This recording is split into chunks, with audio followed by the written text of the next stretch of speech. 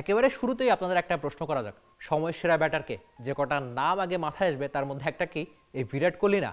ওই যে চ্যাম্পিয়নরা যেভাবে নিজেদের বিদায় স্ক্রিপ্ট লেখে, চ্যাম্পিয়নরা যেভাবে নিজেদের শেষ লেখে, ঠিক সেই কাজটাই তো করলেন বিরাট কোহলি।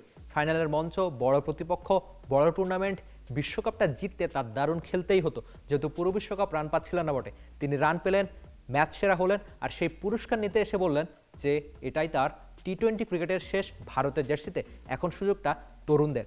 ওই যে বলে না যে চ্যাম্পিয়নরা ঠিকঠাক কাজ করে, চ্যাম্পিয়নদের কোথায় থামতে হবে, কোথায় শুরু করতে হবে, বিরাট কোহলি সেই কাজটা দারুণভাবে করেন। আর এই কাজগুলো দারুণভাবে করেন বলেই একজন বিরাট কোহলি বারবার কিং হয়ে ওঠেন। 25 বছর 238 দিন বয়সে বিরাট কোহলির বিদায়, একেবারে সেরা হয়ে তিনি থামলেন। বিশ্বকাপ ট্রফিটা নিয়েই তিনি থামলেন। ওই যে এর আগে ওয়ানডে বিশ্বকাপের ট্রফি ঠিকই জিতেছেন, এবার টি-20 বিশ্বকাপের ট্রফিটাও তার জেতা লাগতো এবং তিনি জিতেই থামলেন। 2010 সালের জুনে হারারেতে তার টি-20তে শুরু হয়েছিল ভারতের জার্সিতে, 5-এ নেমেছিলেন, 21 রানের দারুণ একটা ইনিংসও খেলেছিলেন।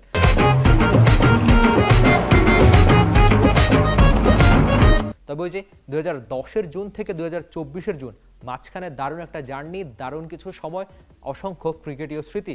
বিরাট কোহলি আরেকবার জুন এসেই থামলেন, আর থামলেন একেবারে সেরা হয়েই। আপনাদের আরেকটা প্রশ্ন করা যাক যে বিরাট কোহলির প্রিয় ক্রিকেটীয় মুহূর্ত 20 ওভারের ফরম্যাটে ভারতের জার্সিতে আপনার ঠিক কোনটা? আমার এই মুহূর্তে আদতে দুটো ইনিংসের কথা মনে আসছে তার, দুটোই আবার 82 রানের অপরাজিত। একটা হচ্ছে ওই যে 2016 বিশ্বকাপে তিনি মোহালিতে করেছিলেন না অস্ট্রেলিয়ার সঙ্গে, ওই ইনিংসটাই বিরাট কোহলির ক্যারিয়ারের অনেকটা বড় বিজ্ঞাপন। ওই যে তিনি ম্যাচটা জিতালেন, হাঁটু গেড়ে বসলেন, এই বিরাট কোহলি উদযাপনের, এই বিরাট কোহলি রেকর্ডের, এই বিরাট কোহলি বড় ম্যাচ জেতানোর। তো সেই ম্যাচে ধোনির সঙ্গে দারুণ একটা জুটি গড়েছিলেন। ওই যে 1.7, মানে যে রানগুলো 2 রান হবে না, 1.7 বা 1.6 এই ধরনের রানগুলো তারা দৌড়ে কনভার্ট করে 2 রান নিয়েছিলেন। এভাবে ভারত ম্যাচটা জিতেছিল। শুধু বাউন্ডারি না, টি-20 ক্রিকেটে কীভাবে রানিং বিটুইন দ্য উইকেট ঠিক রেখে দৌড়ে রান নিয়ে একটা ম্যাচ জেতা যায় অস্ট্রেলিয়ার সঙ্গে নিজেদের ঘরের মাটিতে, সেই কাজটা করে দেখিয়েছিলেন বিরাট কোহলি। ম্যাচ শেষে তার উদযাপন কিংবা ওই প্রতিটা বাউন্ডারির পর ভারতীয় দর্শকদের চিৎকার।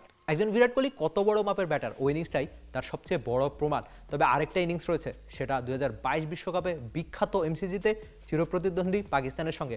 ওই যে হারিস রুফকে মারা ওই ছক্কা, যারা টিভি স্ক্রিনে দেখেছেন তারা অবশ্যই মনে রেখেছেন একজন বিরাট কোহলি কতখানি বড় মাপের, সেটা ওই ছক্কাগুলোই বড় প্রমাণ রাখে। কিংবা ওই ইনিংসটাকে, এমসিজিতে তিনি যে ইনিংসটা খেলেছিলেন, সেই ইনিংসটাকে যদি টি-20 ক্রিকেটেরও সেরা ইনিংসের একটা বলা হয়, খুব একটা ভুল বলা হবে না বোধ করি।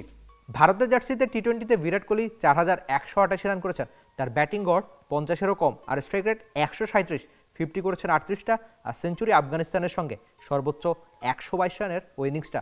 ব্যাটার বিরাট কোহলির সবচেয়ে বড় গুণ বোধ করি ওই যে যতখানি চাপ ততখানি ভালো ব্যাটার হয়ে ওঠা। বিশ্বকাপে টি-20 বিশ্বকাপের ইতিহাসে রান তাড়ায় এবারের বিশ্বকাপ শুরু হওয়ার আগে তার ব্যাটিং গড় ছিল 518। একজন ব্যাটারের রান তাড়ায় গড় যখন থাকে 518, তাকে নিয়ে বোধ করি খুব বেশি বলার থাকে না। তবে তিনি শেষে এসে ওই যে সবটুকু দিয়ে একটা বিশ্বকাপ ট্রফি জিতে শেষ করা, যেটা তিনি রোহিতকে বলেছিলেন বটে, সেই কাজটা দারুণভাবেই করলেন।